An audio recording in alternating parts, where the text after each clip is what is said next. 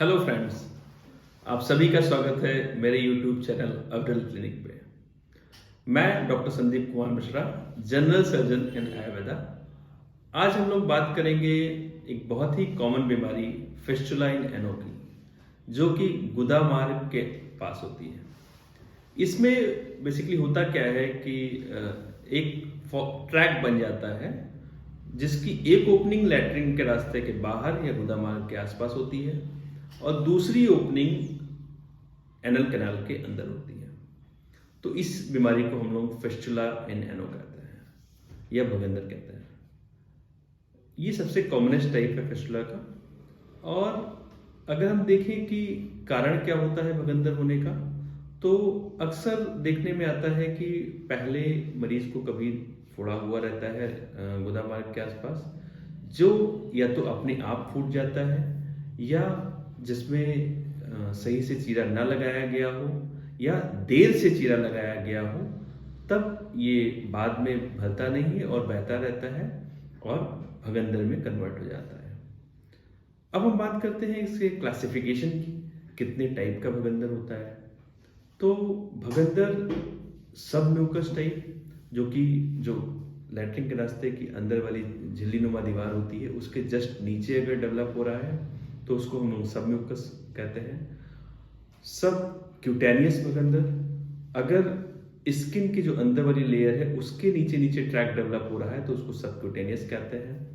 फिर इसके बाद लो एनल फिस्टुला या लो एनल भगंदर, जो हमारी गुदा मार्ग के चारों तरफ स्फिंक्टर्स पाए जाते हैं, उसमें अगर नीचे की तरफ ही इंटरनल ओपनिंग खुल रही है तो उसे हम लो एनल फिस्टुला कहते हैं। अगर एनोरेक्टल रिंग से नीचे खुल रही है इंटरनल ओपनिंग, और अगर एनोरेक्टल रिंग पर या उसके ऊपर खुल रही है तो उसको हम हाई एनल फिस्टुला कहते हैं।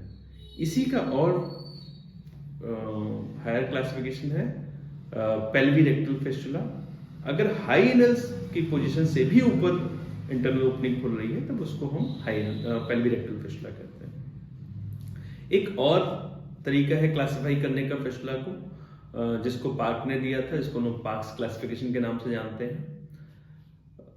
इसमें पहला है इंटरस्फिंक्ट्रिक फिस्टुला, जो हमारे एनल कैनाल के चारों तरफ रिंग होती है, स्फिंक्टर्स होते हैं। एक इंटरनल स्फिंक्टर होता है, एक्सटर्नल स्फिंक्टर होता है।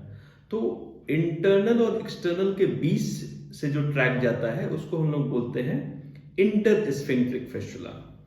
और जो ट्रैक एक्सटर्नल ओपनिंग से चल के दोनों स्फिंक्टर्स को क्रॉस करता हुआ एनल कैनाल के अंदर खुलता है उसको हम लोग बोलते हैं ट्रांसस्फिंक्ट्रिक फिस्टुला। और अगर ट्रैक हमारा सीधे ऊपर जाके लिवेटर एनाई मसल से ऊपर खुलता है तब उसे हम बोलते हैं सुप्रालिवेटर या सुप्रास्फिंक्ट्रिक फिस्टुला। तो ये तरीका है पार्क्स का क्लासिफाई करने का फिस्टुला का 3 पार्ट में, इंटरस्फिंक्ट्रिक, ट्रांसस्फिंक्ट्रिक एंड सुप्रालिवेटर और सुप्रास्फिंक्ट्रिक। अब हम बात करते हैं क्लिनिकल फीचर्स की। तो क्लिनिकल फीचर्स में इसमें पेशेंट की हिस्ट्री लेने पे पता चलता है कि उसे पहले कभी गुदा मार्ग के पास फोड़ा हुआ था, जो कि फूट के बहने लगा और अब वो फिस्टुला या भगंदर में कन्वर्ट हो गया है। निग्लेक्टेड केसेस में कई बार ऐसा होता है कि रिकरेंट फिस्टुला भी हो जाता है। एक बार एब्सेस बना, फिर उसके आसपास के एनल ग्लैंड्स और इन्फेक्ट हो गई, दूसरा एब्सेस बना, तो उस केस में हमें मल्टीपल फिस्टुला देखने को मिलते हैं। हो सकता है अंदर एक ओपनिंग हो, बाहर 2-3 ओपनिंग हो, ऐसा भी देखने को मिलता है। फिर हम बात करते हैं अब इसके ट्रीटमेंट के बारे में। तो अगर लो एनल फिस्टुला है तो कंप्लीट फिस्टुलेक्टमी करने के बाद पूरा ट्रैक अगर हम निकाल भी देते हैं तो ये बीमारी सही हो जाती है। लो एनल में कोई इनकंटिनेंस का खतरा नहीं रहता है। प्रॉब्लम आती है हाई एनल फिस्टुला में। तो लो एनल फिस्टुला में हम ट्रैक निकाल देंगे, साथ में कुछ एंटीबायोटिक्स, हॉट से बाद गर्म पानी में बैठने के लिए बताते हैं 10 मिनट सुबह शाम, एनाल्जेसिक और कुछ लैक्सेटिव, पेट साफ होने के लिए दवाएं देते हैं, कब्ज ना रहे। तो ये धीरे धीरे ऊन भर जाता है और बीमारी से निजात मिलती है। हाई एनल फिस्टुला में थोड़ा सा ट्रीटमेंट डिफरेंट मेथड होता है।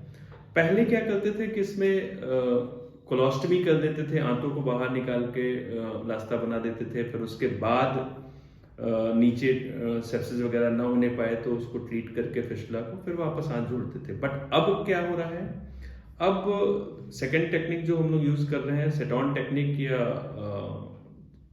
छासूत्र जिसे हम कहते हैं, छासूत्र में हाइडल फिस्टुला को भी हम स्टेज प्रोसीजर में ठीक करते हैं। तो इसमें एक्सटर्नल ओपनिंग के थ्रू एक मेडिकेटेड थ्रेड जिसे हम लोग छासूत्र कहते हैं, वो एक्सटर्नल ओपनिंग के थ्रू जाके इंटरनल ओपनिंग से निकाल लिया जाता है और फिर इसे वीकली चेंज किया जाता है।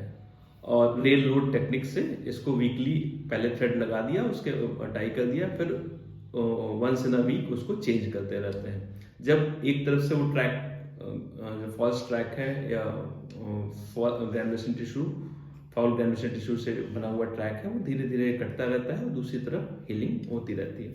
इस तरह से ये बीमारी लगभग पूरी तरह से सही हो जाती है और हाई एनल फिस्टुला से भी हमें निजात मिलती है। One of the best technique is छासूत्र। Thank you.